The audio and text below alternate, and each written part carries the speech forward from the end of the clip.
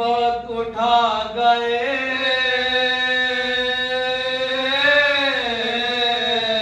सजा ये और मुसीबत उठा गए सजा यजीद नाम के हंसे मिटा गए सजा यजीद नाम के हंसे मिटा गए सजा जलूस लेके 72 की कामयाबी का यजीद दे तेरे घर में आ गए सजा यजीद दे तेरे घर में आ गए सजा ये और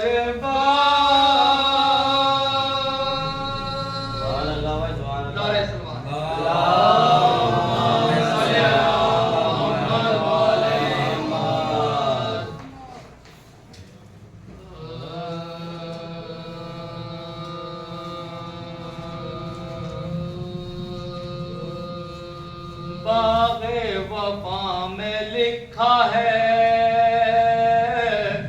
ये फूल फूल पर बाग़े वफ़ा में लिखा है ये फूल फूल पर अरे जन्नत गवाना देना तो अदना से भूल पर जन्नत गवाना देना तो अदना से भूल पर मोमिन तो क्या वो शख्स मुसलमान भी नहीं पर्दा नहीं दरूद जो आले रसूल पर्दा नहीं दरूद जो आले रसूल बाग़े वफ़ा में लिखा है नारे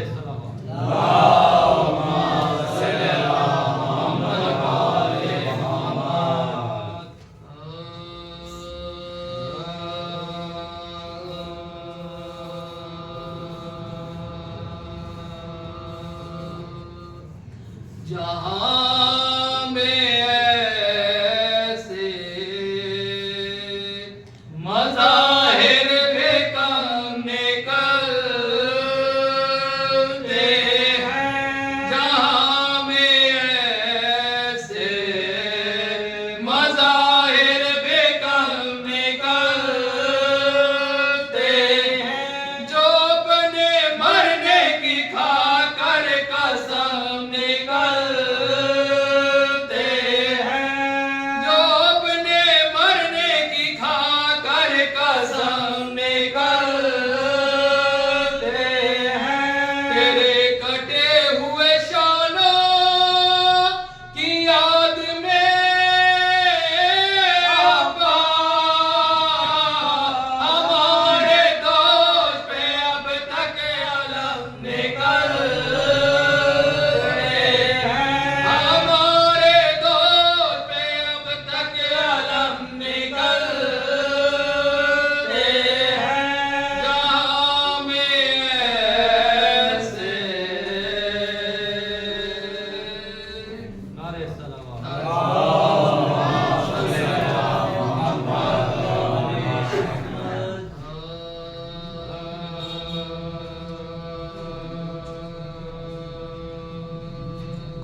किसी अजीज से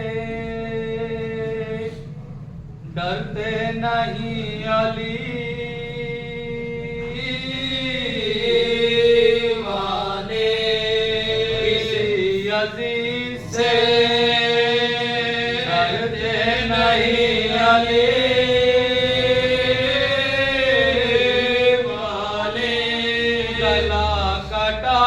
भी मरते नहीं अली वाले, गला कटा के भी मरते नहीं अली वाले, चूड़ी के नीचे भी पढ़ते हैं मिदहते हैदर, ज़बान दे के मुकरते नहीं अली वाले, किसी अज़ीज़ से नारे सुभान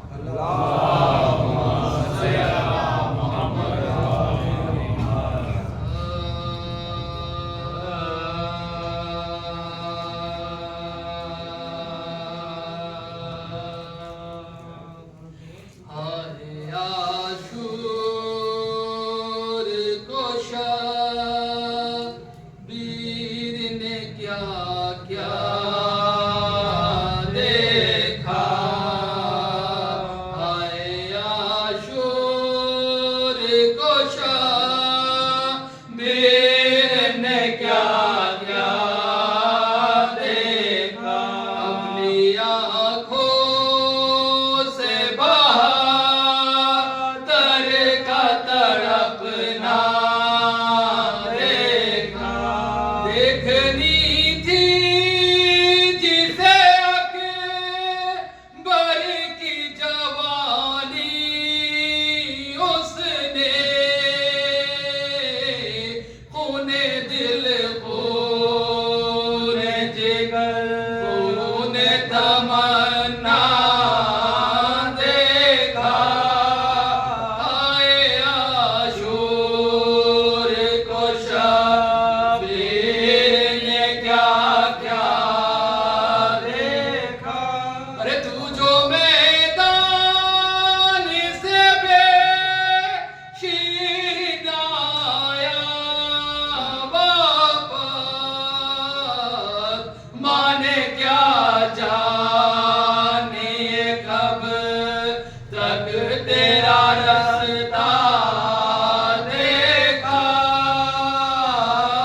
आए आशूर को शबीर ने क्या क्या देखा, अरे आँख भरी कर कभी अकबर को ना देखा, जिसने आँख भरी कर कभी अकबर को ना देखा, जिसने अरे उसने लिपटा हुआ बरछी में कलेजा देखा, आए आशूर को शबीर ने क्या क्या देखा, एक गठड़ी शहदी पुश्त पे लाए, जिसमें एक गठड़ी शहदी पुश्त पे लाए, जिसमें पहने टुकड़े हुए कासिम का सरापा देखा, आए आशूर को शबीर ने क्या क्या देखा। अच्छी बातें करती हो, ये बताओ कि इस वक्त कायनात में सबसे अफजल कौन है? कहा नबी खुदा, मैं अगर अपनी जबान से ये बात कहूँ तो छोटा हूँ और बड़ी बात हो जाएगी। तसव्वुर करें, एक छोटी सी चीटी से इतना बड़ा नबी सवाल कर रहा है कि इस वक्त सबसे अफजल कौन है? कहा नबी खुदा, माफ फरमाइएगा, इस वक्त मुझसे अफजल तो कोई भी नहीं। क्या सुना आपने? एक मंजिल की तरफ रहा है, क्या तवज्जो रखिएगा। ए नबी खुदा, इस वक्त मुझसे आला और मुझसे बेहतर और मुझसे अफजल तो कोई भी नहीं है। क्या तुम्हें अपने जिस्म के ऊपर नाज है? क्या तुमने अपनी औकात नहीं देखी, इतनी सी हो, इसके बाद भी ये नाज है, ये फख्र है कि तुमसे आला कोई नहीं है, जबकि तुम एक नबी से बात कर रही हो। कहा मैंने पहले ही माजरत कर ली, आप माफ फरमाइएगा, इस वक्त मुझसे आला कोई नहीं है। कहा अगर दलील नहीं है तो बात बेवजह हो जाएगी, दावा किया है तो दलील दो। कहा दलील तो बिल्कुल सामने है कि कायनात में सबसे अफजल आप हैं, लेकिन इस वक्त आपके हाथों पर मैं हूं, इस वक्त आपके हाथों पर मैं हूं। मैं मिल्लत इस्लामिया से सवाल कर रहा हूं कि अगर नबी के, मेरी तरफ देखकर सुने तो जुमले का लुत्फ आए, अगर नबी के हाथ पर इस तरह से छुट्टी आ जाए तो उससे बड़ा तो कोई हो नहीं सकता। और जो नबी के हाथों पर इस तरह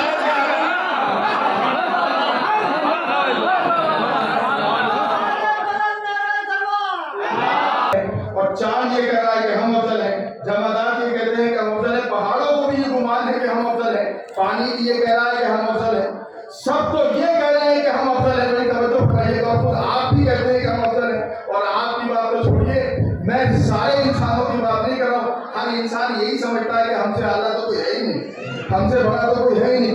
जो सबसे जलील है वो भी अपने को आला समझ रहा है, जो सबसे हकीर है वो भी अपने को सबसे आला समझ रहा है।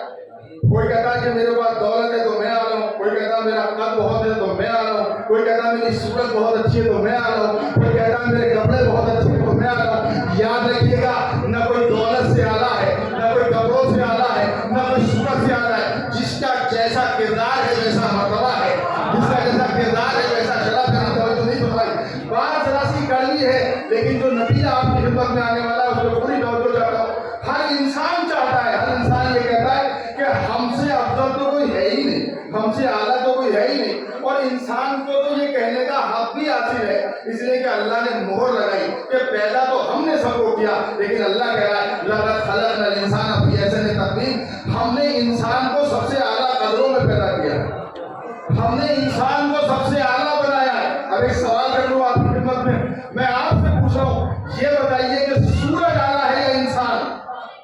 आप बताएं कि सूरज आला है या इंसान है? वो इंसान जो अपने कमरे की चारदीवारी में रहता है, वो उस सूरज से बहुत आगे है कि जो सारी दुनिया को रोशनी दे रहा है। आप कहेंगे अजीब सी बात है, यकीनन अल्लाह कह रहा है, मैं नहीं कह रहा हूँ, अल्लाह कह रहा है कि इंसान सारी मखलूकात से आला है। तो सूरज अफजल हुआ या इंसान?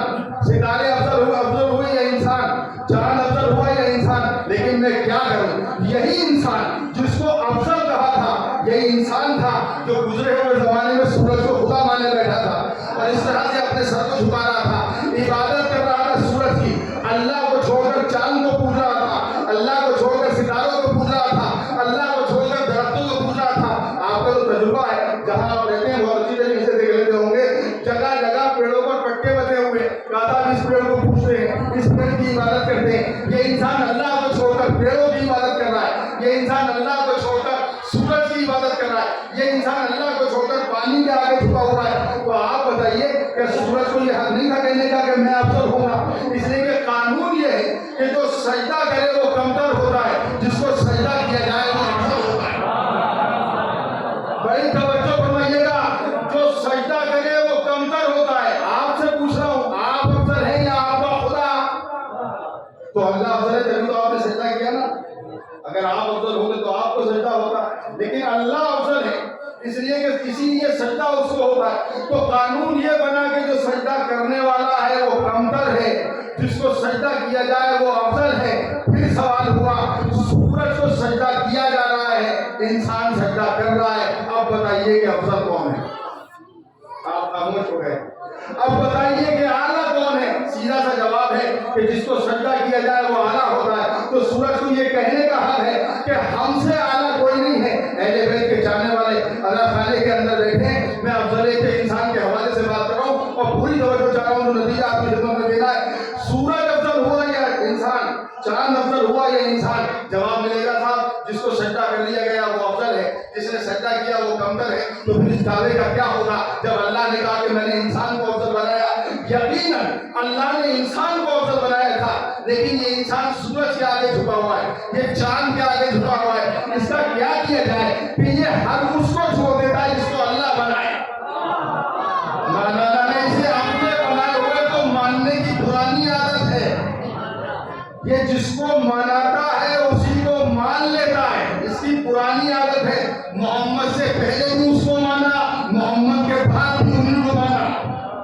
मैं तारीफ पढ़ रहा हूँ या गलत तो नहीं है कोई बात? इसको आदत है कि जिसको अपने हाथों से बनाता है उसी के आगे सर झुका लेता है। तो सूरज अफजल हुआ ये इंसान? जवाब एक ही है कि इस मौके पर तो सूरज अफजल हुआ, लेकिन कुरान कह रहा है कि इंसान अफजल हुआ। परवरदिगार अब कैसे फैसला होगा? ये तो उसके आगे झुका हुआ है। तो सूरज को तो ये कहने का हक है कि मैं अफजल हूँ? बिल्कुल कहने का हक है, लेकिन अभी सूरज की औकात पता चल जाएगी। मैं इंसानों में से किसी को पैदा करूंगा जो डूबे हुए सूरज को इशारा करेगा। डूबे हुए सूरज को इशारा करेगा तो फर्क क्या आएगा? मैंने मिंबर से गलत तो नहीं कहा। अगर गलत कह रहा हूं तो आपको हक है कि मेरा गिरबान पकड़ ले आप। क्या कोई इंसान ऐसा नहीं गुजरा कि जिसने डूबे हुए सूरज को इशारा किया तो पलट के आया? यकीनन पलट के आया, लेकिन रिवायत सही कर लीजिए। हम ही लोग जज्बात में मिंबर से कह देते हैं नौजुबिल्लाह अस्तगफिरुल्लाह कि मौला की नमाज कज़ा हो गई थी। क्या नमाज कज़ा हो सकती है? हम में से अगर किसी की नमाज कज़ा हो जाए तो गुनहगार है, फिर वो अली है। याद रखिए, अली नमाज पढ़ने के लिए किसी मुअज्जिन की अजान के मोहताज नहीं है। जब अली नमाज को खड़े हो जाए वही वक्त नमाज है। मैं क्या करूं, तारीख का एक खरों का दिखाए बगैर बात बनेगी। बहुत तवज्जो रखिएगा। अली के बारे में ये गुमान करना माज़अल्लाह नौज़ुबिल्लाह नमाज कज़ा हो रही थी गुनाह है। इसलिए कि अगर आपकी मस्जिद का जो इमाम जमात है वो जानबूझकर अपने वक्त नमाज न पढ़े तो उसकी अदालत साकिब है। ये शरीयत का मसला पढ़ रहा हूँ आपकी खिदमत में। अगर मौलाना नकवी साहब आपको नमाज पढ़ाते हैं और आम हालात में इख्तियारी सूरत हाल में अव्वल वक्त नमाज अदा न करें तो अदालत साकिब है। अर्फ आता है, गुनहगार नहीं होते, लेकिन अदालत साकिब होती है। तो वो अली जिसको देख देख कर लोग नमाजें पढ़ना सीखे होंगे, वो अली जिसको देख देख कर अली की बात छोड़ दीजिए साहब। मैं तारीख का वो मंजर याद दिला रहा हूँ कि अभी आप सब तारीफ कर लेंगे। एक किरदार है जिसका नाम है बिलाल हबशी। रसूलुल्लाह के गुलाम है, रंग काला है लेकिन नबी के वफादार है। अल्लाह ने मर्तबा ये दिया कि मौज़िन इस्लाम कहलाए। ठीक है, नहीं देखा रंग तो नहीं देखा नबी ने, रंग नहीं देखा, खानदान भी नहीं देखा। क्या कहा? तुम मौज़िन इस्लाम हो। लेकिन ये अरब के लोग जो फसाद और बलागत पे बड़ा नाज करते थे, कहने लगे बिलाल तुम कैसे अजान कह सकते हो? पहले तो नबी से कहा या रसूलुल्लाह इसको बना दिया काले को। नबी ने कहा कि मैं इस्लाम की बात कर रहा हूँ। इस्लाम में ना काला है, ना काला है, ना गोरा है। इस्लाम बराबरी का दीन है, इस्लाम बराबरी का मजहब है। तो हुजूर इसके शीन का दुरुस्त नहीं है। यही तारीख जुमला का बिलाल की सीन तुम्हारी शीन से अफजल है। देखिए मैं तारीफ पढ़ रहा हूँ आपकी खिदमत में। बिलाल की सीन तुम्हारी शीन से अफजल है, यानी तुम्हारा लहजा तो अच्छा हो सकता है, नीयत खराब है। तुम्हारे लहजा तो अच्छा हो सकता है लेकिन नीयत खराब है, और बिलाल का लहजा थोड़ा खराब हो सकता है लेकिन नीयत बहुत अच्छी है।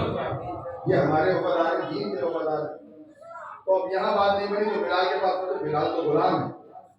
कहा बिलाल सुबह को अजान नहीं कहोगे? बिलाल ने कहा कि नहीं कहूंगा। होता है बहुत लोग होते हैं जिनको अजान देने का बड़ा शौक होता है, कोई मुझसे पहले न दे। हर जगह हो वहां भी। और कुछ लोग रात भर जागते रहे। देखिए अगर आप मेरा साथ दे तो मैं जुमला कह रहा हूँ, तारीख इस्लाम में दो शब्दारियां हैं। तारीख इस्लाम में दो शब्दारियां बड़ी मशहूर हैं। एक तो इस अजान के मौके पर सब जागे, दूसरे खैबर के मैदान में आलम के लिए सब जागे। लेकिन न यहाँ अजान मिली न वहाँ आलम मिला, और यहाँ मिल भी गई तो नतीजा क्या बना? मालूम जाग रहे सारे लोग, बिलाल इत्मीनान से सो रहे।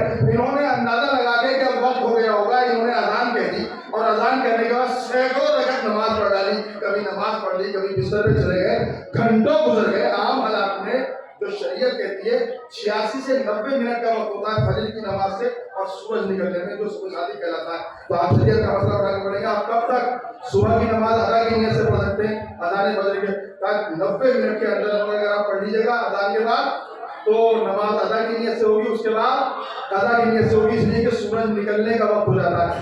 तो 90 मिनट बहुत होते हैं, लेकिन यहाँ पर ये हुआ कि घंटों गुजर गए, कितनी नमाज पढ़ी, कितना आराम कर लिया, लेकिन सूरज नहीं निकला। आखिर में थक हार के नबी के पास पहुंचे, या रसूलल्लाह अज़ान भी कह दी, नमाज भी पढ़ ली, आराम भी कर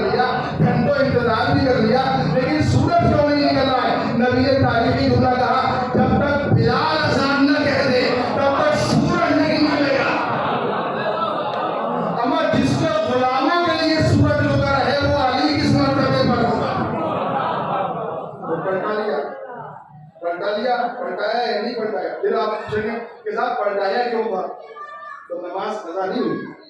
पलटाया इसलिए था ताकि सारी दुनिया इख्तियार को पहचाने के अली है क्या। और नौजवानों से गुजारिश करो, मेरी तरफ देख के जुमला सुने तो लुत्फ आए जुमले का। अली ने इख्तियार दिखाया, सूरज के ऊपर उंगली से इशारा करके पलटाया, और लोग गुमराह न हो जाए, कहीं खुदा न समझने लगे, फौरन सजदे शुक्र किया ताकि दुनिया समझ ले अली खुदा नहीं है बल्कि खुदाई को पहचाने वाला है। कभी कभी शायर कह देते हैं, कभी कभी खतीब कह देते हैं नुसैरी अच्छा था, नुसैरी अच्छा था, नुसैरी अच्छा था। भाई नुसैरी से हमारी काहे की दोस्ती होगी? नुसैरी तो अली का मुखालिफ है। असल में नुसैरी तो खुद अली का मुखालिफ है। जो अली की बात ना मानता हो वो आपकी बात क्या मानेगा? अली ने नहीं कहा कि मैं खुदा हूं, जब अली ने नहीं कहा तो आप क्यों कह रहे हैं कि खुदा हूं? इसका मतलब ये हुआ कि अली ने जवाब दिया सबको, जिसको अली सजदा करे वही सबका खुदा है। और आप पहचाने सारी दुनिया अपनी अली में और सब में फर्क क्या? अली में और सब में फर्क क्या? अली में और सब में, मैं नाम नहीं ले रहा हूँ तहजीब मेंबर के खिलाफ है, लेकिन यहाँ बैठा हुआ एक एक बंदा जानता है किसको कह रहा हूँ। अली में और सब में फर्क है।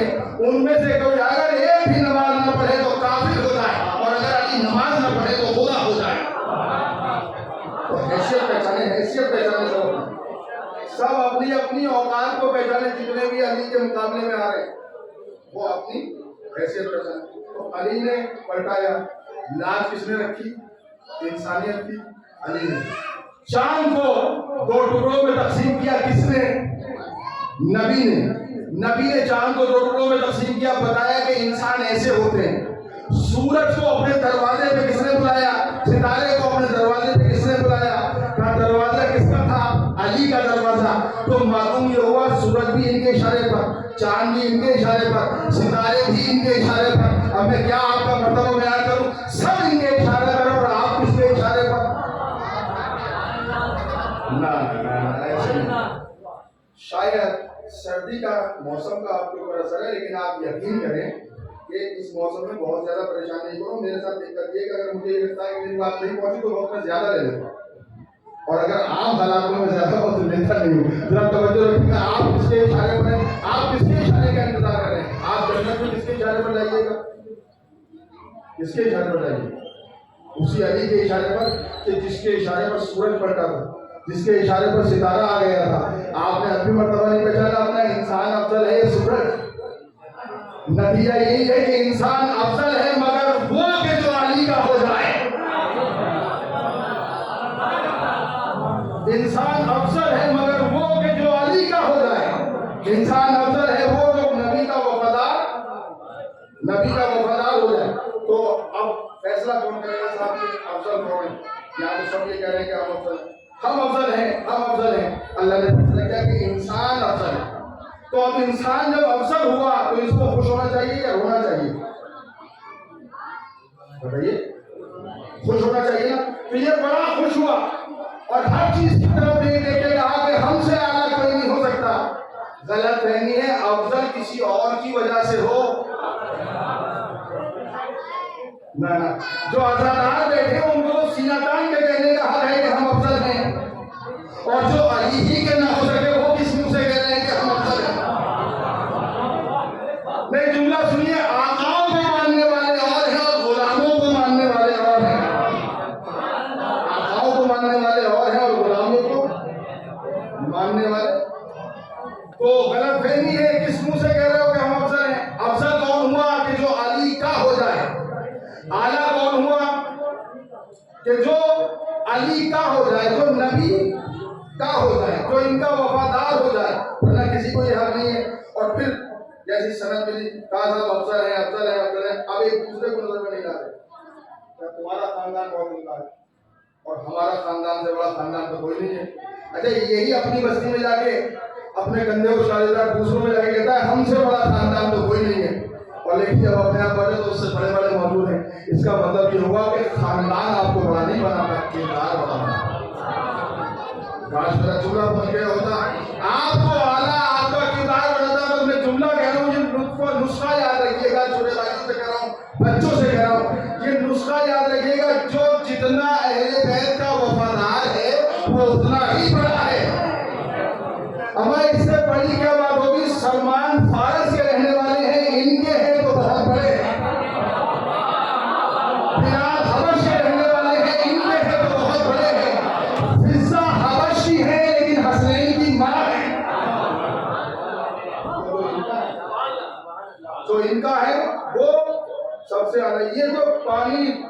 में एक तलातुम है और ये बहुत शोर मचा रहा है, हमसे बड़ा कौन है, हमसे बड़ा कौन है, हमसे बड़ा कौन है।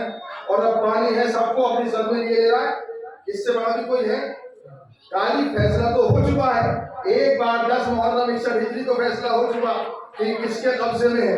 और अगर किसी ने वो मंदिर अपनी निगाहों से नहीं देखा है तो कायनात में जितने लोग मारे जा चुके, मर चुके, जितने पैदा होने वाले हैं, वो सब एक जगह जमा होंगे और अल्लाह ये मंदिर दिखाएगा। पानी बह रहा होगा, इसी बहते हुए मुसल्ले में पानी पर किसी का मुसल्ला होगा, फैसला हो जाएगा कि कौन अफसर है, फैसला हो जाएगा कि कौन अफसर है। और ये भी कीड़ा निकल जाएगा कि नबी अफसर नहीं होता, इमाम अफसर होता है। इसलिए कि जो नमाज पढ़ाए वो आगे होता है, जो नमाज पढ़ी है पीछे होता है। मैं आपसे पूछ रहा हूँ, इस वक्त आप नमाज पढ़ रहे होते हैं, आपके मौलाना साहब पढ़े हैं या आप पढ़े? मौलाना साहब पढ़े, अगर आप पढ़े होते तो आप उनसे आगे नहीं खड़े होते। इल्म के एतबार से, अमल के एतबार से वो आगे आपने इस काबिल समझा है, आप ही तो करते हैं ना। तो बुरा मत मानिएगा, मौलाना साहब के वक्त तो मसला यही होता है कि वो आप ये समझते हैं कि जी जिसे हम चाहेंगे वो मेहराब में खड़ा होगा, और जब हमारा दिल भर जाएगा उनसे कहेंगे मौलाना अपना बोझ बिस्तर उठा लीजिए। ये 2 रकअत के पेश नमाज चुनने का इख्तियार मिला हुआ है, कभी इतने नक्शे हैं, और अगर खलीफा बनाने का इख्तियार मिल जाता तो क्या हालात होते, कुछ बनाने का मौका अगर मिल जाता तो इस कौम के क्या हालात होते। 2 रकअत का पेश नमाज अपनी मस्जिद में रखते हैं तो कुछ मुफल्ली साहब और सदर साहब और सेक्रेटरी साहब और फलाने साहब और उनके नक्शे न पूछिए, उन्होंने कहा अरे ऐसे कैसे कह दिया और ये क्यों पढ़ दिया और ये क्या बात हो गई। नहीं जरूरत नहीं है इस मौलवी की, क्योंकि आपके इख्तियार की चीज़ उन्होंने कहा आग लाएंगे कुछ लाएंगे। जबकि आप ये समझ लीजिए कि जिसके पीछे आप नमाज पढ़ रहे हैं वो यकीनन आपको रखने से पहले पूरी तहरीक का हक है। यही तो इस मिल्लत का खासा है। बहुत तवज्जो, जो 2 रकअत नमाज का इमाम भी बगैर सोचे समझे नहीं रखती, वो जिंदगी भर का इमाम बगैर सोचे समझे कैसे माना।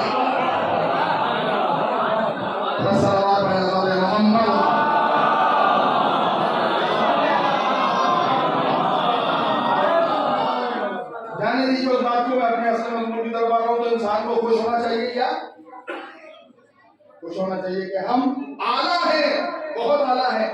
तो जैसे ही खुश, देखिए खुश तो हो सकते हैं, फख्र करना चाहिए, लेकिन कोई तकब्बुर न करे, तकब्बुर न करे। इसलिए कि कितने दौलतमंद हैं जिन्होंने अपनी दौलत पे गुरूर किया, कुछ वक्त गुजरा तो दौलत चली गई। किसी ने सेहत पे गुरूर किया, मालूम हुआ सेहत खत्म हो गई। याद रखिए अज़ीज़ान, सब चीजें खत्म हो जाएंगी लेकिन किरदार खत्म नहीं होगा, अमल खत्म नहीं होगा। इसलिए इंसान अफजल है, इंसान अफजल है। मैं कोई तंजिया बात नहीं कर रहा हूँ, मैं एक बात की तरफ आपको लाना चाह रहा हूँ और इसके लिए पूरा माहौल तैयार कर रहा हूँ। आप अफजल है, अल्लाह की तरफ से सनद है, खुश होने का हक है, गुरूर करने का हक नहीं है, तकब्बुर करने का हक नहीं है कि हमसे बड़ा कोई नहीं है। लेकिन जैसे ही तकब्बुर किया तो अल्लाह ने औकात याद दिला दी। खबरदार, कुरान पढ़ो, सूरह दहर की आयत, जिसको सूरह इंसान कहते हैं। और आप सूरह दहर नहीं पढ़ेंगे तो कौन पढ़ेगा? ये वही सूरह है जो रोटियों के बदले आया था, ये वो सूरह है जो रोटियों के बदले आया था। अल्लाह उसमें कहा इन्ना खलकल इंसान अपनी असल तकवीम, ये तो सूरह 3 की आयत है। लेकिन सूरह दहर में अल्लाह ने कहा इन्ना खलकल इंसान मिन नुतफतिन अमशाज, हमने इंसान को मिले जुले नुतफे से पैदा किया।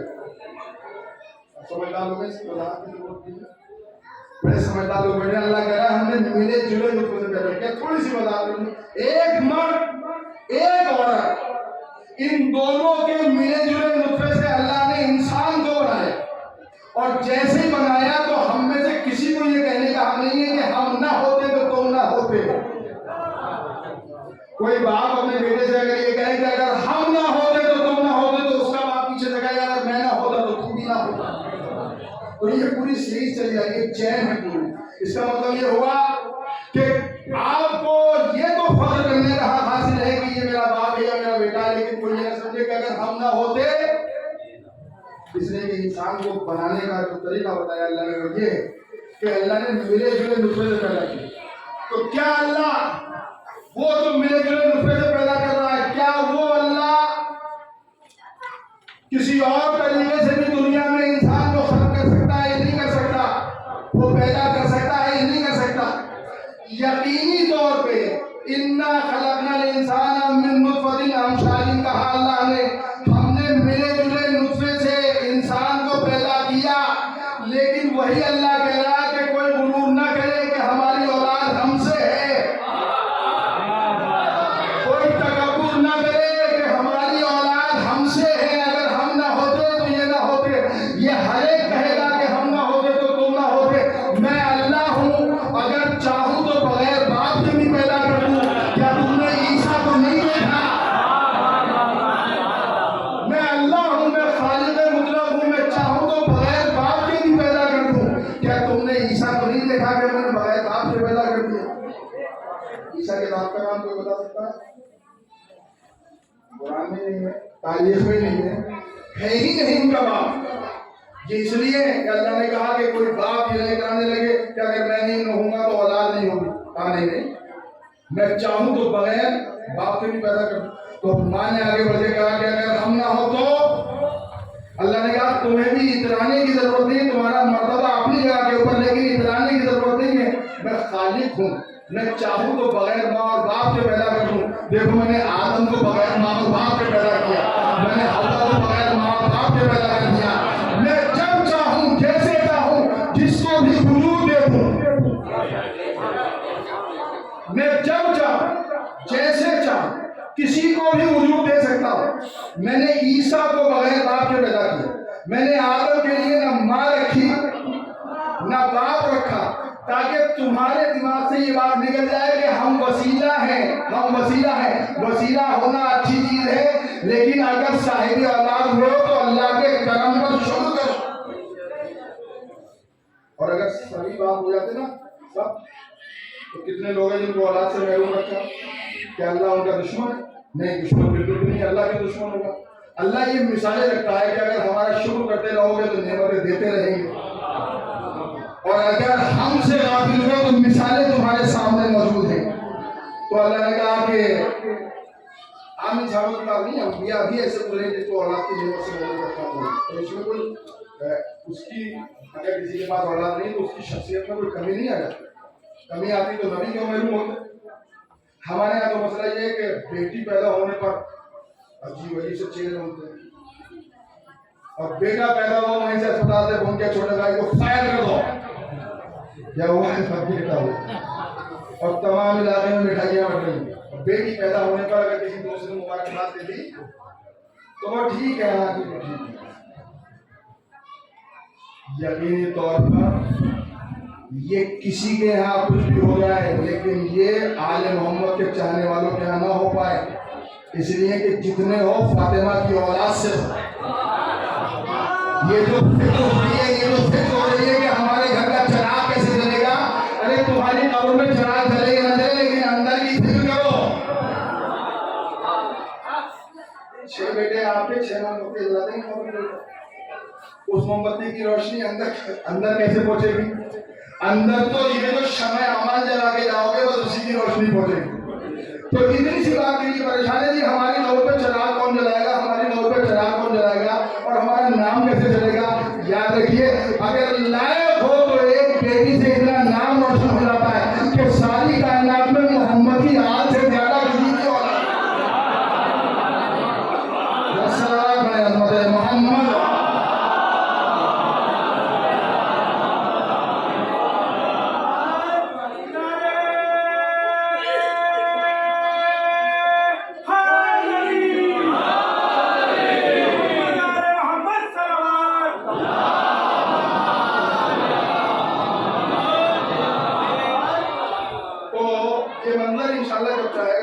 जब आप चाहेंगे यही मंजर हो जाएगा। इसमें मगर मैं कोई सी काम की बात है आपके पास आपको बता के फिर मैं उसी मुद्दे की तरफ ला रहा हूँ कि आप मजबूरों में आगे लगाने। देखिए, अल्लाह ने आपको बाप बनाया, आपको औलाद बनाया, शुक्र का मकाम है, आला बनाया, अफसर बनाया। तो ये शुक्र का मकाम है, ये कुफ्र का मकाम नहीं है, ये तकब्बुर का मकाम नहीं है। आला हो इसलिए आपको ये कहने का हक है कि आला ने आपसे पूछो इस वक्त आपसे आला कौन है? कहाँ बैठे हैं आप? फर्शी आला पर इस वक्त आपसे आला कोई है? इस वक्त आपसे बड़ा तो कोई नहीं है। तो ये मकाम शुक्र हुआ कि आपसे बड़ा कोई नहीं। अल्लाह ने खबर दी कि अंजाम ये, हैसियत ये है कि आला तो हो, लेकिन याद रखो सुम्मा रददना हो असफलु साफिलीन, आला तो बहुत हो, लेकिन सुनो कुरान कह रहा कि हमने फिर इंसान को पस्तरीन मंजिलों की तरफ पहुंचा दिया। आप बताइए रोना चाहिए या खुश होना चाहिए? अरे अभी तो इतने आला थे कि हमसे बड़ा कोई था ही नहीं। अभी कह रहा है कि तुम्हें इतना नीचे असफलु साफिलीन, इतनी मंजिलों में इतना नीचे तुम्हें पहुंचा देंगे कि जिसका तसव्वुर भी नहीं कर सकते। परवरदिगार ये क्या मतलब, ये असफलु साफिलीन क्या? उलमा ने कहा ये असफलु साफिलीन की मंजिल कब्र की मंजिल है।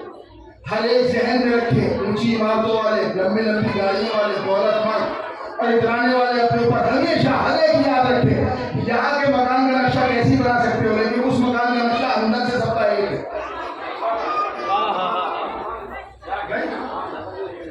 अंदर से कह रहा हूँ, बाहर से तो लोग पत्थर वत्थर लगवा देते हैं, लेकिन अंदर से सबका साइज एक है, सबका नक्शा एक है, सबका साइज एक है, सबका नक्शा एक है। लेकिन अब मैं जो मिंबर से बात कहने जा रहा हूँ ये तो आपने सुन लिया, शुक्रिया आपका, लेकिन याद रखिए इसी पूरी खबर में आपके लिए खुशखबरी है। अल्लाह कह रहा है मैं इंसान को असफलु साफिलीन की तरफ पलटा दूंगा, पस्त मंजिलों की तरफ। उलमा ने कहा कि कब्र की मंजिल को पस्त मंजिल कहा जाता है। याद रखिए सारी दुनिया के लिए कब्र की मंजिल पस्त मंजिल है, लेकिन अली के चाहने वालों के लिए इससे बड़ा मुकाम कोई नहीं है। क्या सुना? अली के चाहने वालों के लिए इससे बड़ी जगह कोई नहीं है, अली के चाहने वालों के लिए इससे बड़ा मकाम कोई नहीं। आप पूछेंगे वो कैसे? वो ऐसे कि जिस अली से मोहब्बत का दम भरा उससे जिंदगी में कभी मुलाकात ना हो सकी, लेकिन जैसे ही कब्र के अंदर पहुंचे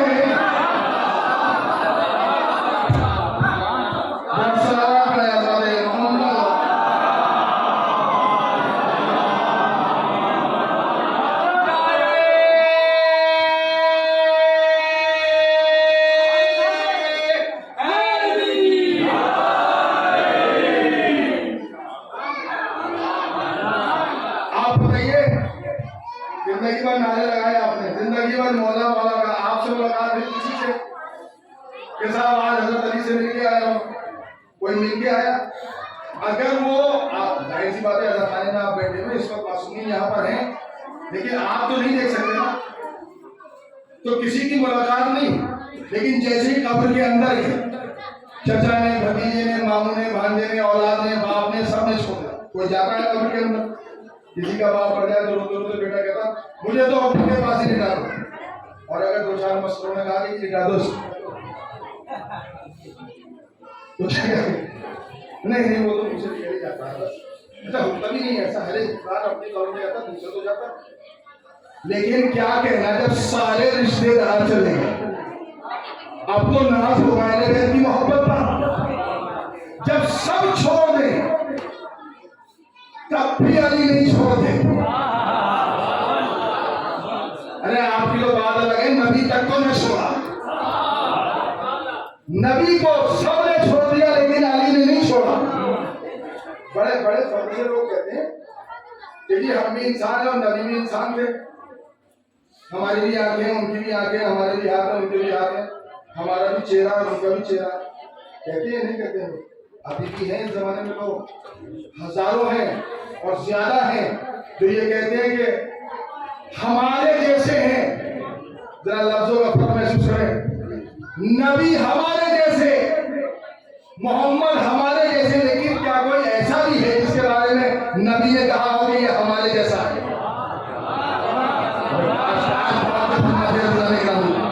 भाई ये कहने वाले नमाजी परहेजगार रोजेदार बहुत सारे मिलेंगे कि ये हम मोहम्मद के जैसे, लेकिन कोई ऐसा भी जिसके बारे में मोहम्मद ने कहा हो कि ये मेरे जैसा, कोई नहीं मिलेगा। एक जिसका नाम अली इब्न अबी तालिब है।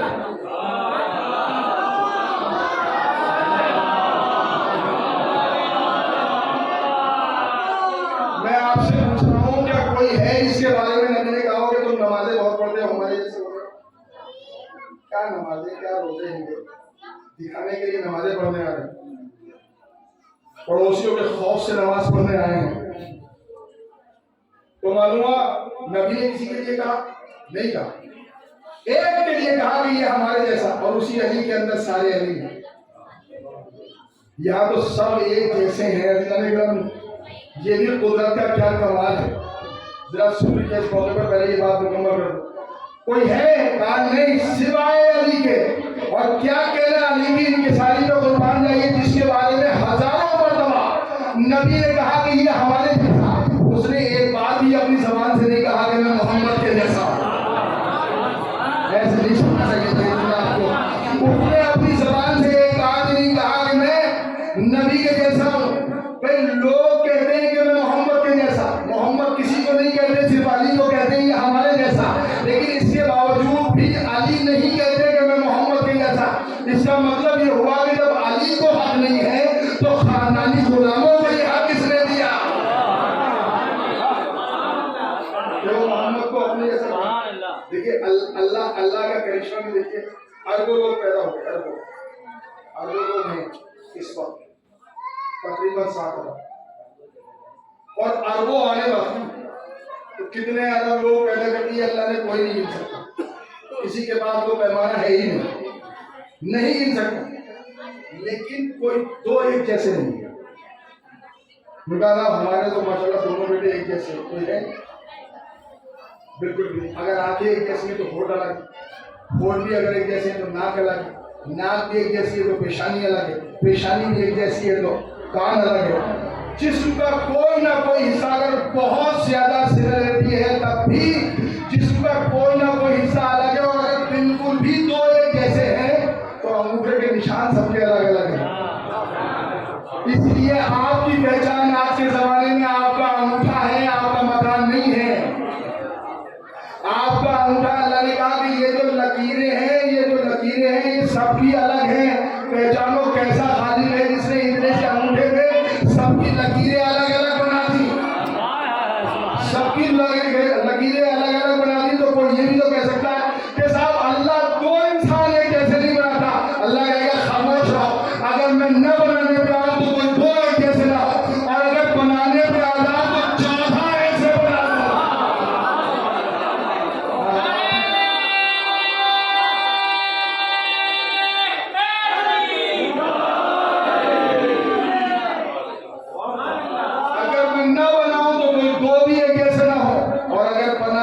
जाऊं तो 14 ऐसे बना दूं। कि बिल्कुल एक जैसे तुम तो हो क्या, फरिश्ते एक जैसा समझते हैं और हैं। और एक ने ख्वाब में देखा आदमी के जमाने में एक जैसे, उसने ख्वाब में देखा कि मैं रसूलुल्लाह के पास गया, मस्जिद नबवी में मैंने सलाम किया तो हुजूर ने मुझे फोटो इनायत फरमाया। अब जो मैंने फोटो को गिना तो उनकी तादाद 18 थी। वो जो उसकी हाथ खुली तो मैंने कहा 18 फोटो का क्या मतलब? मैं परेशान हूँ, 18 का क्या मतलब? ये मासूम के पास पहुंचा, मौला के हाथ में, इमाम के पास। पता चला मस्जिद में जैसे गया तो उसने देखा कि रात जिस आलम में मैंने नबी को देखा था उसी इमाम में, उसी आलम में मौला बैठे हुए। इसने जाके सलाम किया, मौला ने जवाब सलाम के फौरन बाद खुरमे उठाए और उसको दे दिए। ये कहता है जैसे ही मुझे खुरमे मिले तो मैंने जल्दी जल्दी खुरमों को गिना और अपना सवाल करना भूल गया। फौरन का मौला, मैंने गिना और उनकी तादाद भी 18 थी। मैंने कहा मौला कुछ ज्यादा दे दीजिए। तो आखिरी इमाम ने फरमाया अगर रात हमारे जन ने इससे ज्यादा दिए तो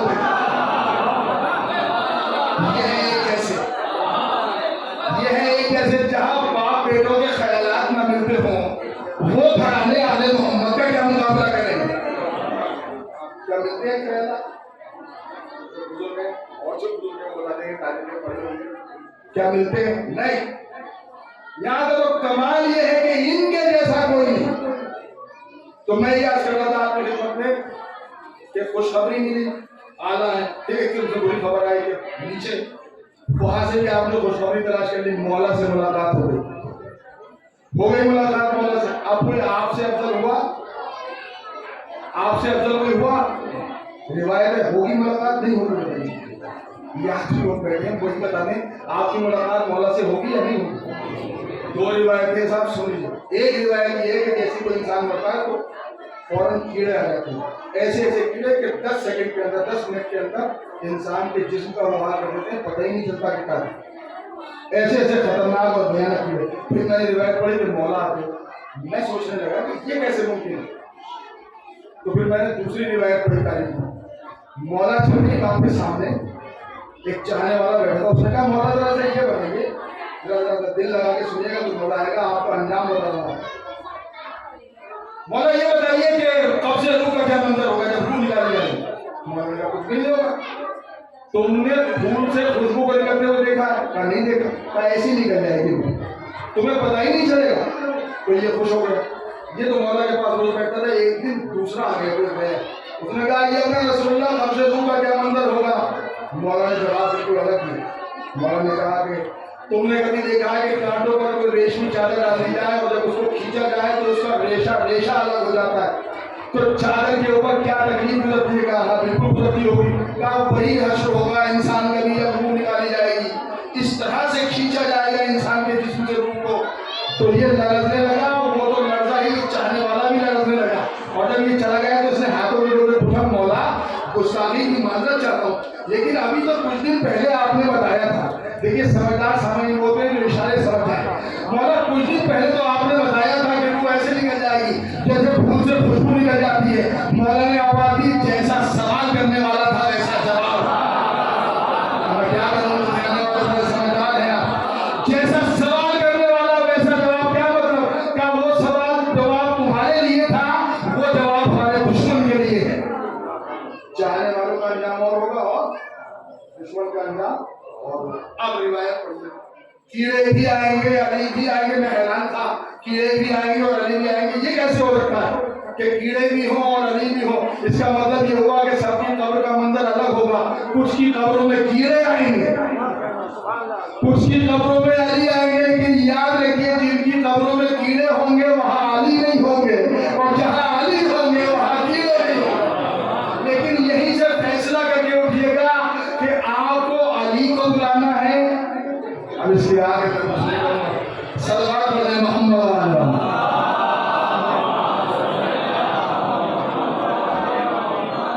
मैं पूरे होशो हवास में बोल रहा हूँ, 40 मिनट अभी से पूरे हुए और मैं आया हूँ तो 60 मिनट आपके चाहिए।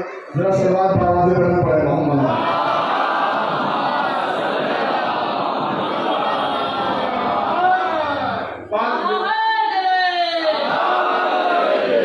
रिवायत तो अदाने आलिया में महफूज हो गई ना कि आपका मर्तबा क्या है। अब जरा उस मंदिर की तरफ पढ़ाई, किसकी तरफ जाना चाहता हूं। आपको अल्लाह ने अफजल बनाया, आला बनाया, इसमें आपका क्या कमाल है? आप अपनी उस्तादी से अफजल हैं, आप अपने दिमाग से अफजल हैं, ये जिम में जाके जो डोले शोले बना लिए उससे अफजल हैं आप, ये सैलून में जाके चेहरे के नाकों नोक पंजे संवार रखे उससे अफजल है आप। ये तो एक हफ्ते के बाद ये तो सारा जादू उतर जाता है, इससे थोड़ी अफजल है आप। ये पहनावे से कहा नहीं जी, हम अगर अफजल है तो मोहब्बत आले मोहम्मद से, इसलिए कि मोहब्बत अहले बैत वो शीरीनी है कि इंसान को नूरानी बना देती है, इंसान को नूरानी बना देती है। मोहब्बत अहले बैत की शीरीनी, खुदा की कसम बिलाल के जैसा खूबसूरत कोई नहीं हुआ, कंबर के जैसा आला कोई नहीं हुआ। और उससे बड़ी क्या बात होगी, जिसे लोग दीवाना कहते हैं उसके बाद दाना कोई नहीं हुआ। ना ये कमाल किसका था? दुनिया दीवाना के लिए। आप भी दीवाना समझते हैं क्या? आप भी दीवाना समझते हैं? अब बात यहाँ तक आ गई है। पहलोर जिसको दुनिया दीवाना कहती है, वो दीवाना तो है लेकिन अहले बैत का। लोग समझते हैं पागल पागल दीवाने का मतलब पागल। अच्छा उन्हीं को क्या आपको भी कहते हैं? आपको भी कहते हैं। ये मुट्ठी भर लोग हैं, जब देखिए जुलूस और जब देखिए मस्जिद और जब देखिए महफिल। तो क्या जानो कि इस बहाने से हम कर क्या रहे हैं, इस बहाने से हम कर क्या रहे हैं दुनिया को पता ही नहीं। ये राज तो हमारा बच्चा बच्चा जानता है। तो पहलवान दीवाने हैं लेकिन किसके? अब उनसे आला अफजल कोई हो सकता है? इतना बड़ा है कि बादशाहों को निगाह में नहीं लाता, बादशाहों को निगाहों में नहीं लाता। ये मोहब्बत अहले बैत की चाशनी नहीं तो क्या है? उससे बड़ा भी कोई है नहीं। कितना समझदार है, बैठे हुए हैं। क्या हो रहा है लोग? बादशाह जो गुजरा प्रोटोकॉल के साथ। अच्छा ये तो साथ में चलते थे ना मसले पे, तो बादशाह हंसे के इन्हें भी हंसना है, बादशाह जरा गुस्से में तो इनको भी जरा सा गुस्सा होना है। तो इन लोगों को करना है जो बादशाह करेंगे, इसलिए कि वरना नंबर कम हो जाएंगे। ये चल रहा है पीछे पीछे। पूरा लश्कर है, बीवी साथ में है, नाम है जुबैदा। जैसे ही क्या कहना मैं इशारा कर दूँ आपकी खिदमत में, बहुत खुल तो नहीं कहूँगा, मैं इशारा कर रहा हूँ आपकी खिदमत में, हम हारून रशीद की बीवी के नाम पर भी दुरूद पढ़ देते हैं अगर पहले बैत की वफादार हो। मैंने उर्दू में कहा है, आपने समझी क्यों नहीं ये बात कि हम हारून रशीद की बीवी पर भी दुरूद पढ़ देते हैं। शर्त यह है कि आले मोहम्मद की वफादार हो और उस औरत पर लानत भेज देते चाहे नबी की बीवी क्यों जो इनकी वफादार हो। यह रिश्तेदारी का कोई मसला नहीं है, यह रिश्तेदारी नहीं है, वफादारी का मसला है।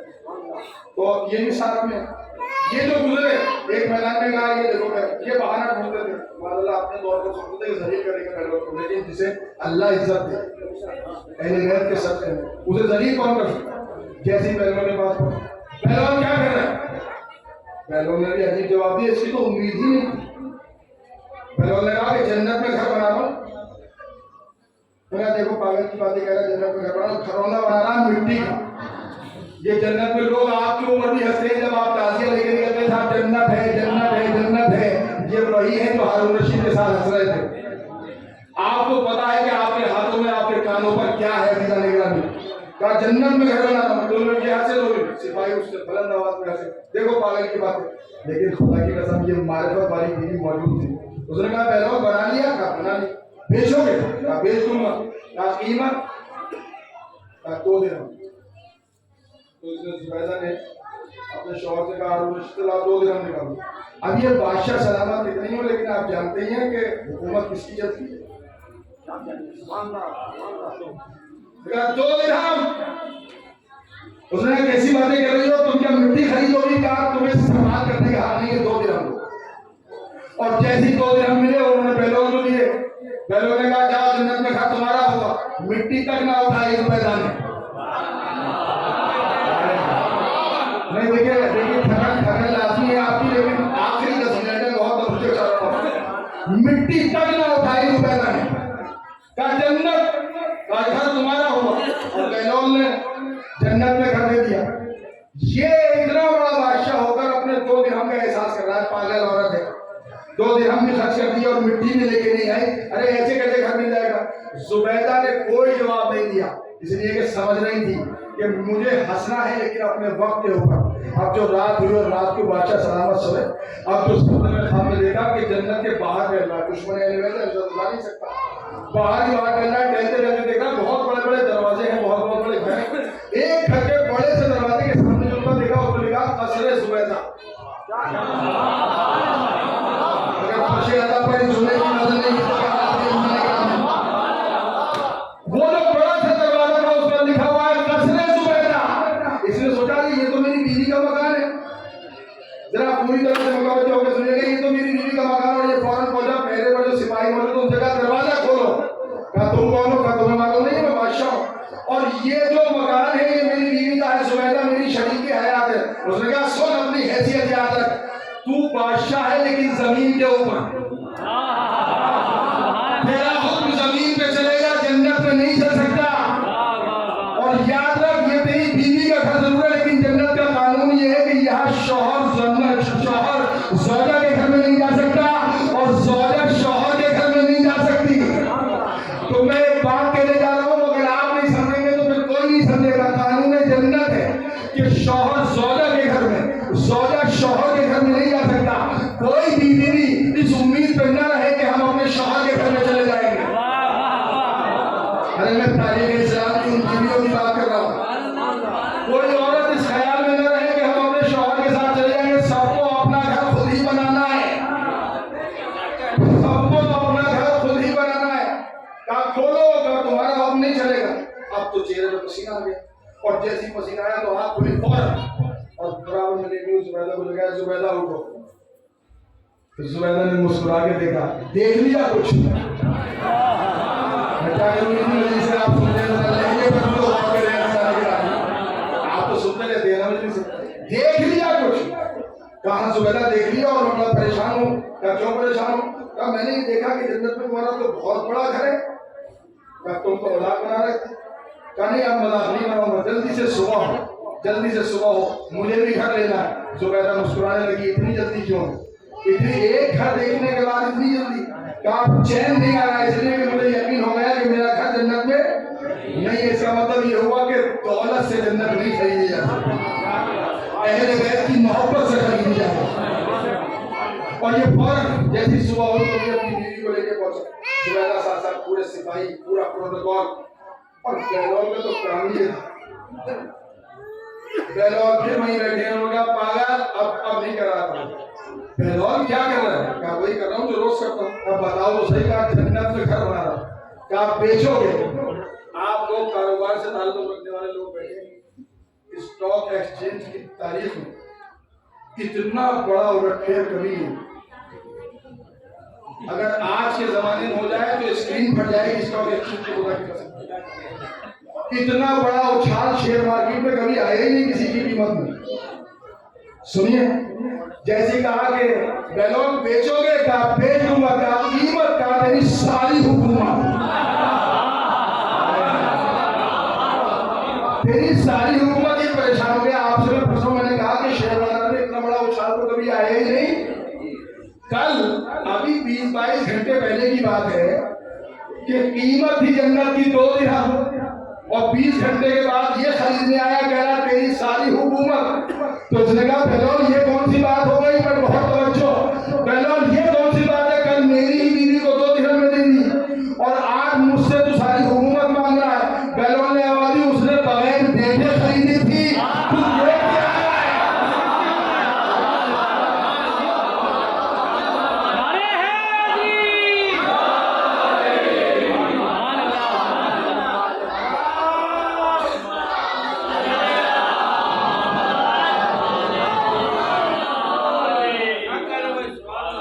उसने बगैर देखे खरीदी थी और तू देख के आया है। और अब मैं क्या करूं? दुश्मन अहले बैत की जब कानून है, रसूलुल्लाह बना के गए, ये कानून दुश्मन अहले बैत को जन्नत की खुशबू तक न मिलेगी। तो जैसे ही बहलौल ने कहा तेरी शादी को, उसने कहा कि बहलौल ये तो कोई बात नहीं। कहा नहीं, तू देख के आया, अब उसी वक्त जन्नत मिलेगी जब तू सारी हुकूमत दे देगा। बहलौल को मालूम था कि जिसको हुकूमत अजीज हो, इसे हुकूमत अजीज थी, और जाहिर सी बात है फिर वो कानून कहा चला जाएगा, दुश्मन अहले बैत जन्नत खरीद भी नहीं सकता।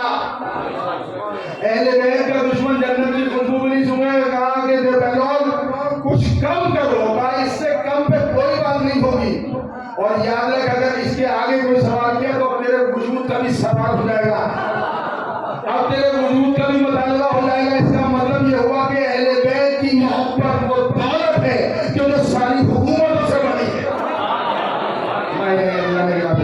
अहले बैत की मोहब्बत। आखिरी बात क्या बताई से, और बात तमाम। मैंने आपसे कहा था कि मैं जब चाहूंगा ये मंजर तो जाग ही जाएगा। वो बातें पहुंचाना इसाले सवाब की मजलिस थी और तहजीब है, इसलिए मैंने आधे घंटे तक आपको थोड़ा सा हल्का सा डराया। डरिए नहीं, आपको डरने की जरूरत नहीं है कि आप मौला के चाहने वाले हैं, लेकिन ये दावा एक तरफा बिल्कुल ना। गरीबान साहब के बाद सब छांटते रहे कि हैं भी, तो मैं ऐसी तबलीग करता हूँ, इससे आगे की तबलीग मुझसे आती थी, बहुत पुरानी का इंतजार करें। सब अपने अपने गरीबान जाके मुझे बताने की क्या जरूरत है? आप मुझे क्यों बताएंगे? मैं तो अपने गरीबान ही में झाँक लूं, हूँ भी या खाली दावा ही दावा।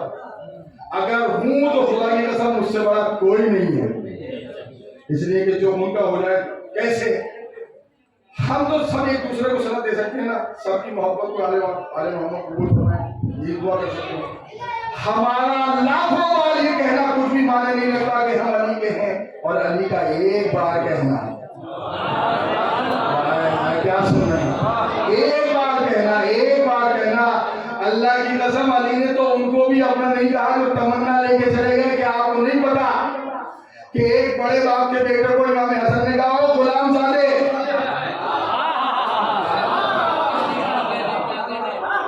गुलाम ज़ादे। अब ये बड़े बाप का बेटा था, अगर अब्बा प्रधान हो तो बेटे के नक्शे नहीं मिलते, तो ये तो इतना बड़ा था। तो ये बेटा लड़का के साथ ये आया अपने लोगों के सामने, कहा अब्बा जान आज तो हसन ने तौहीन कर दी, आप है अपने बेटे के बच्चे से बात नहीं, तोहिन उसकी होगी, इसकी कोई इज्जत रखा है, तुम्हारी क्या तोहिन कर दी? क्या उनने मुझे गुलाम ज्यादा कहा? अब ये अब्बा तजुर्बेकार थे, दुश्मन होना अपनी जगह पे ऊपर, लेकिन तजुर्बा था। उन्होंने कहा बेवकूफ, अगर हसन ने अपनी जबान से गुलाम ज्यादा कहा तो ये बात तहरीर में ले लेनी थी।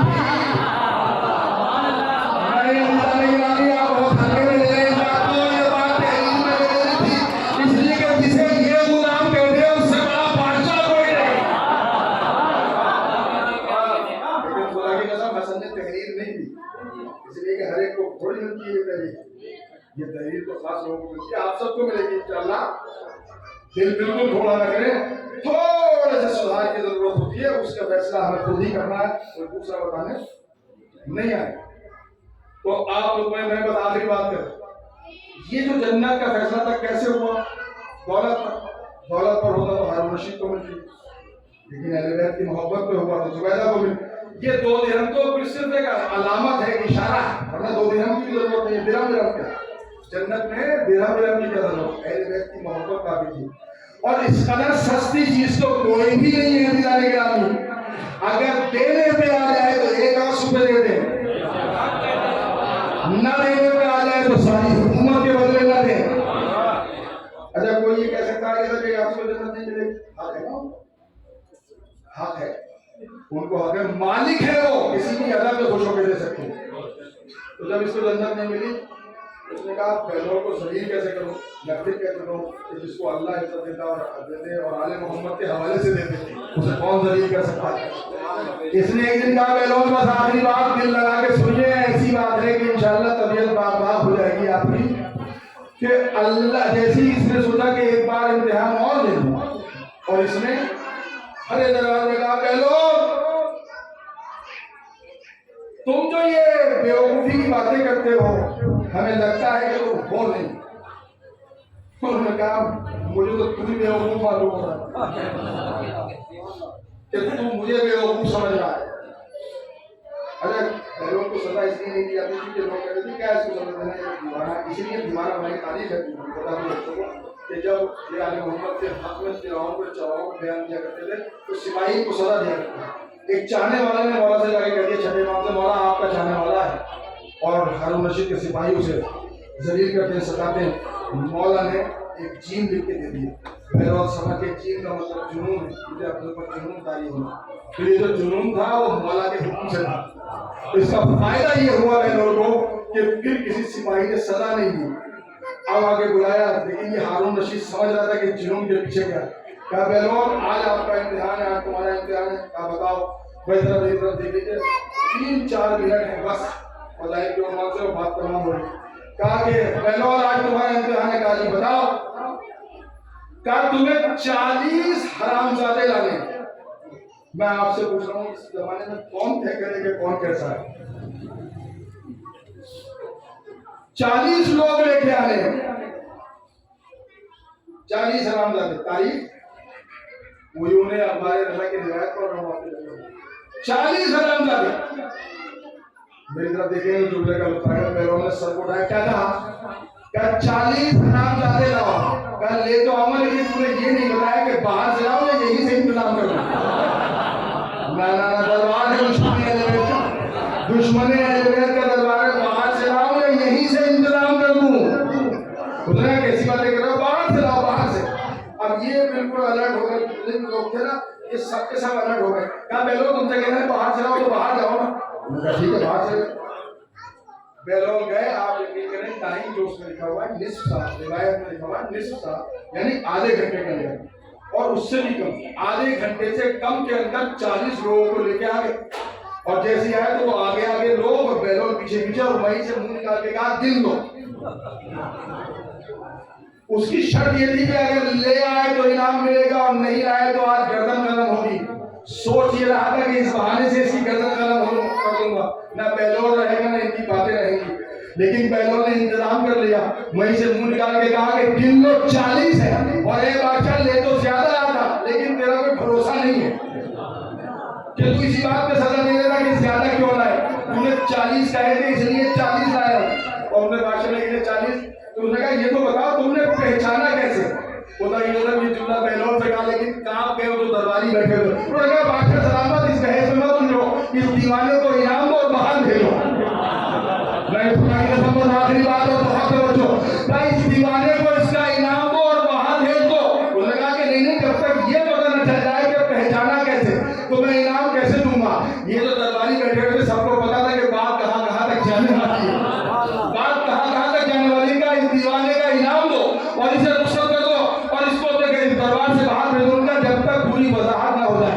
बैलों को आगे बुलाया गया कि आप बताओ तुमने पहचाना कैसे। बस खुदा की कसम, आधा खाने में फर्श आज़ा पर ये जुमला सुनिए तो आपको लुत्फ आए, यही से फैसला है।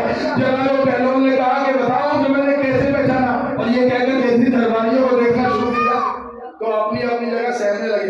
कहा देखो मैं तुम्हें तो कुछ नहीं कह रहा हूँ, मैं पहचान बता रहा हूँ, इनकी नहीं, हर हरामजादे की पहचान बता रहा हूँ, इनकी नहीं, हर की पहचान बता रहा हूँ, हर एक की बता रहा हूँ। क्या पहले जल्दी से बताओ कि पहचाना कैसे।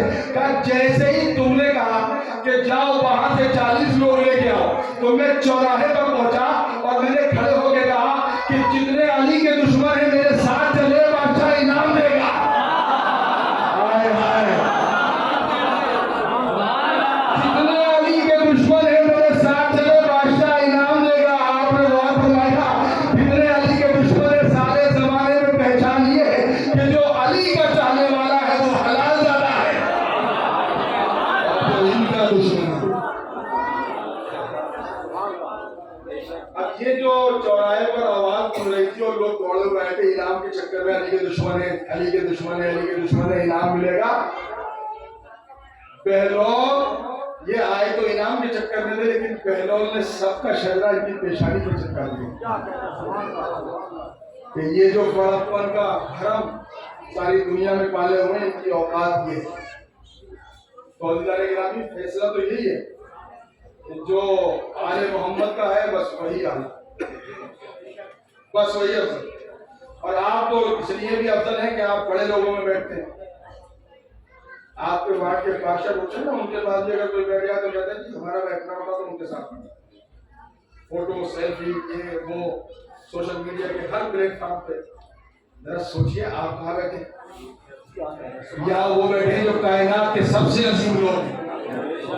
और ये फर्ज हर एक को नसीब भी नहीं है और हर एक को नसीब हो भी नहीं सकता। जब कभी अदा खाने की ड्यूटी पे आइए, पोसा देने के बाद अपनी माँ को सलाम कीजिए, इसलिए कि उन्हीं को मिलते हैं जिनकी माँ अच्छी हुई।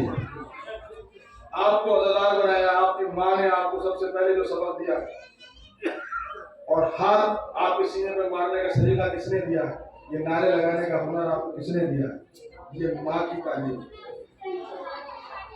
तो माओ को सलाम तो करना चाहिए। छठे इमाम ने फरमाया कि जब तुम हम आले मोहम्मद की मोहब्बत की ठंडक को महसूस करो तो अपनी माओ के नाम। और दुश्मनों से भी कहा है कि जब कभी आग देखो हमारी तरफ से अपने सीने में तो अपनी माँ को देखना। और कैसे देखना है उनको मैंने देख के बता दिया आपको।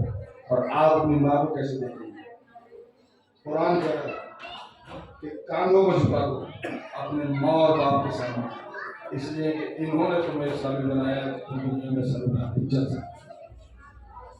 बस एक मुमिन, एक अज़ादार और अल्लाह खाने की बेपनाह खिदमत करने वाले और इस शहर की अज़ादारी में बड़ा किरदार अदा करने वाले के सारे सवाब की वजह से आप सब आए हैं। मौसम की सितम ज़रीबी के बावजूद और इतनी ठंडक में दूर दूर से आप जमा हो गए और उनके बच्चे को, उनकी बीवी को, उनके अजीज़ों को फुर्सा देने के लिए। यही शरीफ मुआशरे का दस्तूर है कि अगर कोई ऐसा मौका हो तो इसाले सवाब के लिए जाया जाता है, फुर्से के लिए जाया जाता है। आज तो साल भर हो गए ना, बरसी की मजलिस हो रही है, तो क्या जरूरत है आपको? आपने दफन में भी शिरकत कर ली होगी, सोए हुए चेहरों में भी शिरकत कर ली होगी, तो इस सर्दी के मौसम में क्यों आएगा? नहीं, ऐसा ना हो कि बच्चे को तन्हाई महसूस हो, या उनकी बुआ को तन्हाई महसूस हो, या उनके रिश्तेदारों को तन्हाई महसूस हो। इसलिए कि जिसके घर मौत होती है वो चाहता है कि लोग हमारे घर पे आए। हुसैन भी चाहते होंगे। खुदाए सुभान रईस ने क़यामत की बात कही है, मौला हुसैन नाशेरी अकबर को खैमे में रख के तेरे खैमा पर बैठे और अजीब जुमला खुदाए सुभान ने कहा, देर कई खुदा इस इसने अब्बास मर गए, अली अकबर जुदा हुआ, हमसे किसी ने ये भी न पूछा कि क्या हुआ।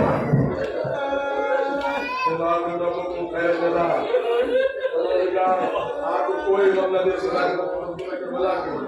आपकी आंख से निकलने वाले एक एक आंसू का सवाब शबुमाए मरूदी के नाम है आवाज में तहरीर। एक अजीज दुनिया से रुखसत होता है तो सब परेशान होते हैं। हुसैन की निगाहों के सामने पूरा घर उजड़ गया और हर रिश्ता हुसैन ने कुर्बान किया। और मोहम्मद जैसे भांजे कुर्बान किए, अब्बास जैसा भाई कुर्बान किया, अली अकबर और अली असगर जैसे बेटे कुर्बान किए, कासिम जैसा भतीजा कुर्बान किया, हबीब जैसा दोस्त कुर्बान किया, खुद जैसा मेहमान कुर्बान किया। सारे रिश्ते तो कुर्बान कर दिए हुसैन ने और आखिर में कहने के अंदर आ गए, ऐ ज़ैनब उम्मे कुलसूम तुम पर हुसैन का आखिरी सलाम, ऐ उम्मे लैला उम्मे रबाब तुम पर हुसैन का आखिरी सलाम, ऐ उम्मे फरवा कुबरा तुम पर हुसैन का आखिरी सलाम, ऐ सकीना और रुकैया तुम पर हुसैन का आखिरी सलाम। आखिर में कहा, ऐ अम्मा फिज़ा तुम पर भी हुसैन का आखिरी सलाम। हुसैन सलाम आखिर में कहने से रुखसत होना चाहते हैं कि एक मरतबा बीवियों ने हल्के में लिया।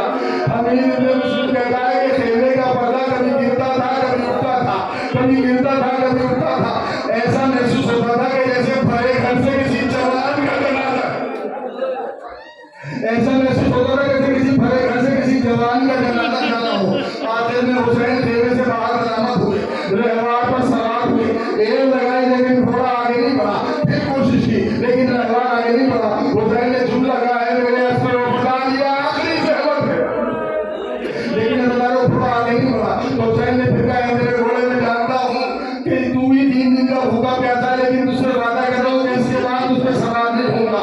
अब तो घोड़े में जुमले सुने तो अपने चेहरे को अपने सूरों की तरफ कर दिया। अब तो हुसैन ने देखा तो 4 साल की बच्ची घोड़े के सूरों से लिपटी हुई है। मेरे बाबा के घोड़े मेरे बाबा को मैदान में न लेना। हजरत अल्लाह फसा के जुमले और मेरे बाबा के घोड़े मेरे बाबा को मैदान में न लेना, इसलिए कि सुबह से लेकर अब तक जो भी मैदान में गया है वो वापस नहीं आया। हुसैन एक मरतबा घोड़े से उतरे, सकीना को सीने से लगाया, आवाज दी मेरी बच्ची अभी जागृत हो, इसलिए कि अल्लाह की बारगाह में हाजिरी का वक्त है। सकीना ने खुदा हाफिज कहा, हुसैन घोड़े पर सवार हुए और एक मरतबा मैदान में पहुंचे। अजीब आलम है, सैयद इब्न ताऊस ने लोगों को लिखा कि पहला हमला किया तो 952 शामिलों को वासिले जहन्नम किया। हुसैन तलवार चलाते जाते और जुमला कहते जाते, ऐ जालिमो तुमने मेरे अली अकबर को मार डाला, ऐ जालिमो तुमने मेरे अब्बास को मार डाला, ऐ जालिमो तुमने मेरे कासिम को पामाल कर दिया। 3 हमले किए, 3 हमले किए। उसके बाद यदि 4था हमला करना चाहते थे, क्या आवाज है नफ्से मुतमइन्ना अपने रब की तरफ पलटा।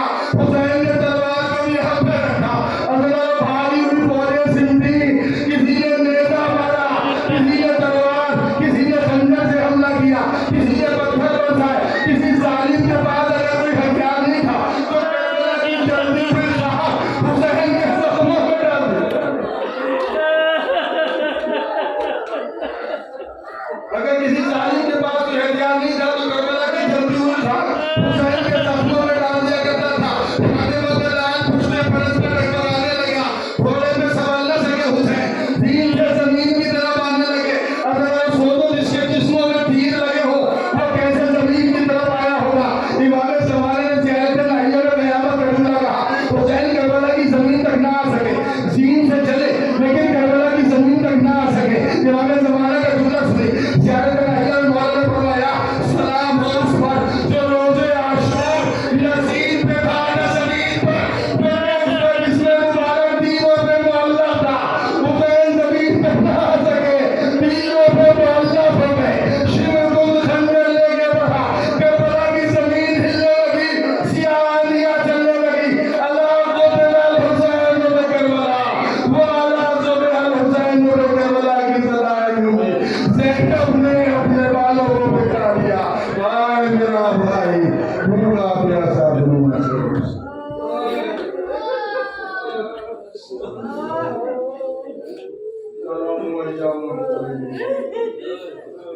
अल्लाह बिस्मिल्लाहिर्रहमानिर्रहीम अल्लाहुम्मा सल्लि अला दुनिया अल हुसैन व फिल आखिरति शफाअत अल हुसैन अल्लाहुम्मा अक्तुबना मिन ज़ुबार हुसैन अल्लाहुम्मा जल्लना मिन बाकीना फी वक़ाय हुसैन अल्लाहुम्मा अशरना ज़ात लिवाय हुसैन अल्लाहुम्मा अशरना मिन ज़ुमरत हुसैन अल्लाहुम्मा अतिलना बिल जन्नति मिन बाब हुसैन रहमतका या अरहमर राहिमीन। मरतबा सूरह और 3 मरतबा सूरह तौहीद की तिलावत के मगर जनाब शराब आलम महमूद ने जनाब अख्तर मिर्ज़ा की रूह को ईसा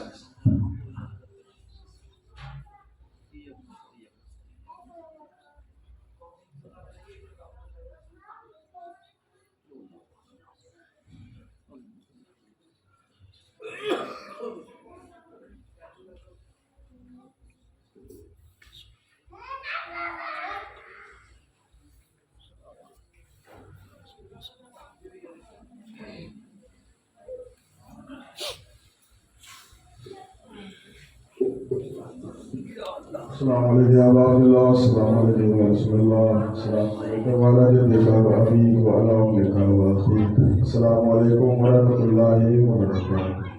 अस्सलाम वालेकुम या गरीब गुरबा अस्सलाम वालेकुम या मुनीस वफ़ाए वल फुक़रा अस्सलाम वालेकुम या शम्स शुमूस या अली सजूस अय्युहल मक़बूल या ज़ैतूस या सुल्तान या रबी वल अजब या अबल हसन अली इब्न मूसा रज़ा अरवाहुना लकल फ़िदा व रहमतुल्लाहि व बरकातहू। अस्सलाम वालेकुम या मौलाना या साहिब नस्र व ज़मान अस्सलाम वालेकुम या खलीफतुर रहमान या मज़हर ईमान या शरीक कुरान या इमाम अल-इंस वल जान अलमान व अलमान व अलमान मिन फितनत ज़मान अजरल्लाहु तआला फरजक व सल्लल्लाहु मखरजक व ज़हूरक रहमतुल्लाहि व बरकातहू। भाई आप लोग कल भी सब टाइम